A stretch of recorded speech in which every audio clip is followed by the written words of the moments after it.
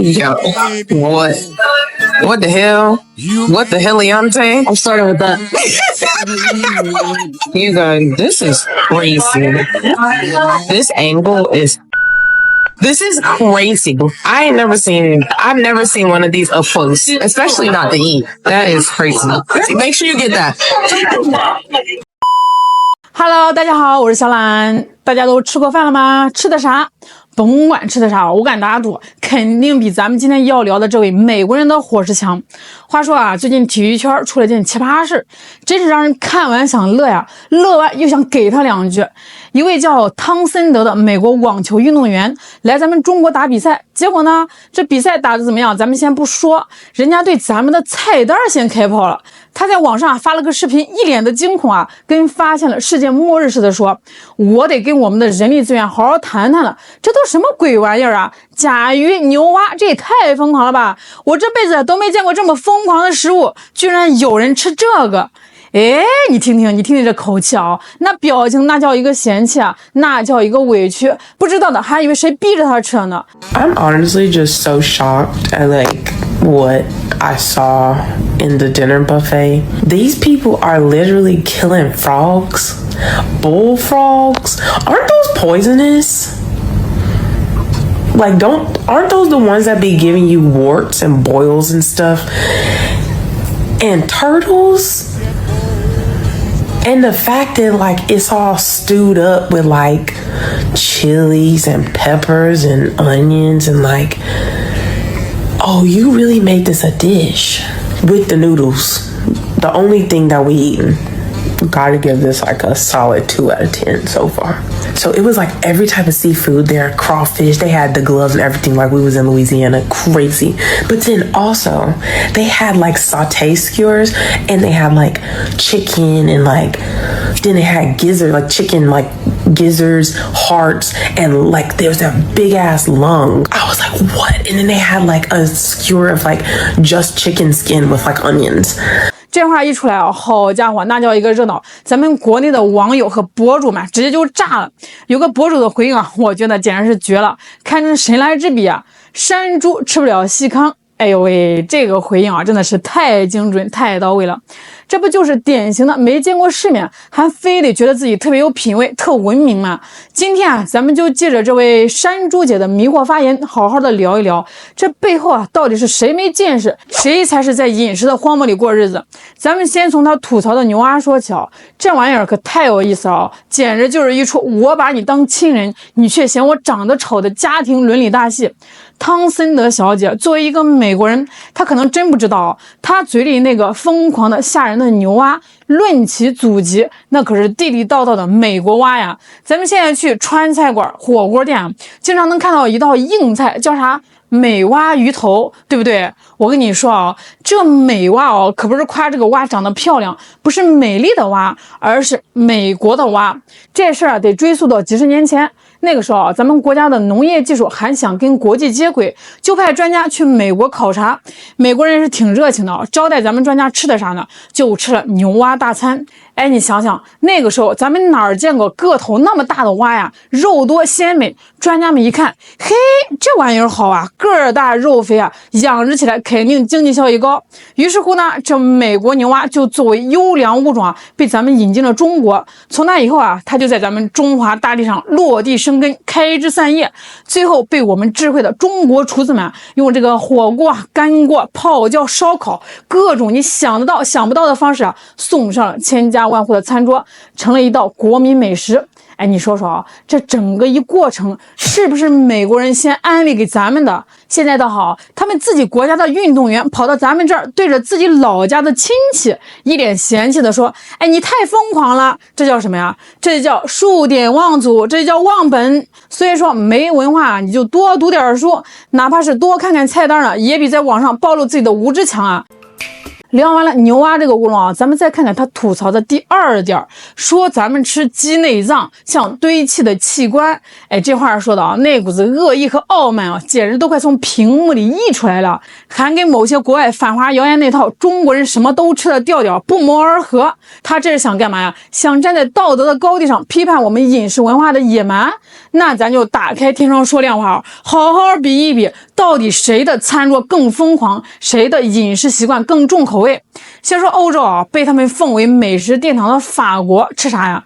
法式焗蜗牛听过吧？那黏糊糊的蜗牛配上黄油和蒜蓉，在他们那儿是顶级美味。还有呢，法国人也吃青蛙腿，而且呢吃的比咱们还早，那可是他们的名菜，更别提什么鹅肝了啊！把这个鹅圈养起来，用管子硬往里面灌食，弄出个什么脂肪肝来吃。这操作从人道主义讲啊，比咱吃个鸡杂疯狂多了吧？那再看看德国，德国人爱吃啥？猪血肠、干泥香肠，各种动物下水做的肉制品。你去这个德国餐厅，菜单上明明白白写着呢，人家吃的那叫一个香。哎，怎么到了咱们这儿，吃点鸡胗、鸡肝就成了堆砌的器官了？这就是典型的双重标准啊！行，那你说欧洲离得远，咱们就回到他的老家美国。我跟你说啊，美国南部，尤其是路易斯安那州那一片儿，那吃的东西花样可多了去了。鳄鱼肉见过没？做成炸鸡块的样子端上桌，大家抢着吃。小龙虾他们也吃，做法跟咱们的麻辣小龙虾还挺像的。还有这个青蛙腿、乌龟汤，这些在咱们这位汤森德小姐眼里的疯狂的食物啊，在她自己国家的餐桌上早就不是什么新鲜事了呀。那最离谱的是什么？我看到有位网友啊扒出来一个事儿，说美国有些吸毒的年轻人没钱买毒品了，就跑到野外去找一种特定的癞蛤蟆，然后干嘛呢？去舔那个癞蛤蟆的后背，因为那个蟾蜍的分泌物里面有致幻成分。好家伙，我听到这个当时就震惊了。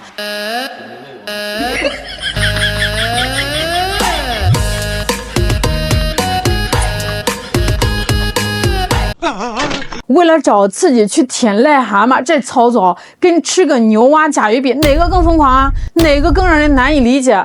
他怎么不去谴责一下自己国家这种突破人类下限的行为呢？所以说啊，这位运动员啊，他的问题啊根本不在于他不吃什么，而在于他那股子莫名其妙的优越感。自己家后院啥玩意儿都有，非要跑到别人家门口对着人家的菜园子指手画脚。那说到这儿，那个神评论啊，山猪吃不了细糠就该正式登场了。为啥说他是山猪呢？因为他根本就理解不了什么是真正的味道，他嫌弃咱们的调料，嫌弃咱们的烹饪方式。在他看来啊，吃饭可能就是个计算卡路里、蛋白质、脂肪的过程，就是把这一堆东西啊弄熟了填进肚子。那咱们中国美食的精髓是啥？是味道啊，是火候，是调味，是食材之间的相互作用。咱们吃的是文化，是传承，是人间的烟火气。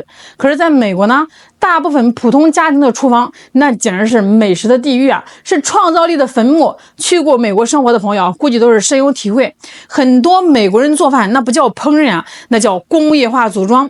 他们的主要工具啊不是锅碗瓢盆，而是剪刀、开罐器和微波炉。咱们来描绘一个典型的美式家庭晚餐的制作过程啊。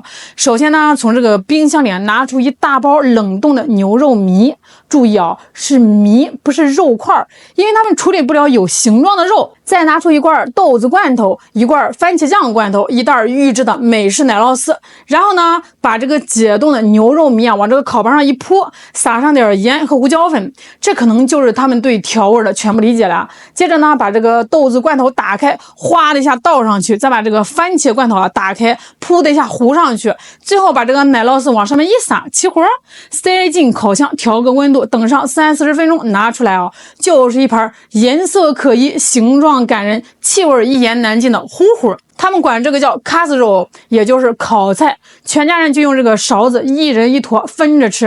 哎，你琢磨琢磨，这叫饭吗？这不就是把一堆半成品和罐头搅和在一起加热吗？好好的一块牛肉，非得给你搅成馅儿；新鲜的豆子呢，非得给你做成罐头。哎，我见过一个段子啊，说美国人太文明了，他们不吃带骨头的肉，也不吃有形状的肉。以前我不懂，后来我就明白了啊，不是他们不吃啊，是他们压根儿就不会做呀。厨艺呢已经被工业化彻底摧毁了。你给一个普通的美国家庭主妇2斤上好的牛腩，你猜他会怎么做啊？他会一脸茫然，然后问你啊，这个怎么才能把它弄成糊糊？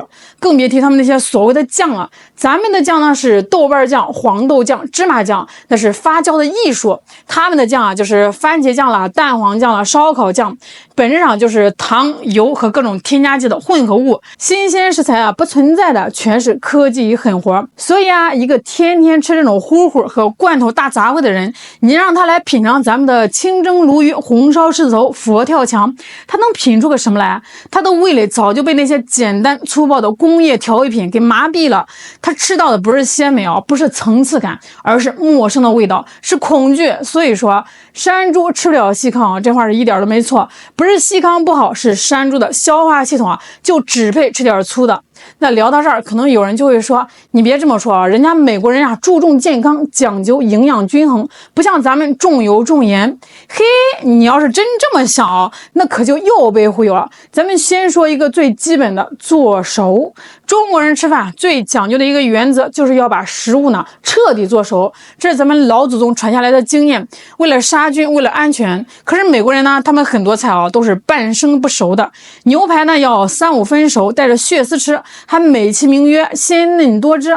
汉堡里面的肉饼啊，经常是外面焦的，里面还是粉红色的。他们觉得这样能保留营养。那保留营养我是没看见啊，保留大肠杆菌我倒是信了。哎，你知道吗？美国每年因为大肠杆菌、沙门氏菌这些玩意儿食物中毒的，那是成千上万啊。很多人吃完就上吐下泻，甚至送到急诊室啊。每年因为吃这种半生不熟的食物，死几个人啊，在美国那都不算新闻。就这么个食品安全状况，他们还有脸嘲笑咱们的饮食习惯？谁给的勇气啊？再说那个所谓的健康，哎，如果他们的饮食方式真那么健康，那为什么美国是发达国家里肥胖率最高的国家之一呢？为什么各种与饮食相关的慢性病，比如什么高血糖啦、高血脂啦、脂肪肝，在美国那么普遍？哎，你去那个美国街头看看啊，很多年轻人甚至是小孩体重都超标的厉害，200-300斤的胖子是随处可见啊。在发达国家里，美国的人均预期寿命常年垫底啊。一个国家的饮食结构直接关系到他们国民的健康水平和寿命。他们要是真吃的那么文明，那么健康，怎么会是这个结果呢？所以啊，聊了这么半天啊，咱们再回到最初那个问题，是咱们的甲鱼牛蛙太疯狂了吗？当然不是啊，这事的本质啊，根本就不是食物本身的问题，而是一种根深蒂固的文化傲慢和无知。这位汤森德小姐，她代表了一部分西方人的心态，凡是我不了解的就是落后的，凡是我不习惯的就是野蛮的。他们忘了饮食文化是多元的，是平等的。总有人想当那个教师爷，对别人的生活方式指指点点。对于这样的人呢，咱们也犯不着跟他生气。就像那位博主说的，山猪吃不了细糠，你把山珍海味满汉全席摆在他面前，在他眼里呢，可能还不如一盆炸鸡配西瓜来的实在。道不同呢，不相为谋。所以啊，咱们就让他抱着他的炸鸡和可乐，继续活在他的美食地狱里吧。好了，今天就给大家聊到这儿了，我是小懒，我们下期再见。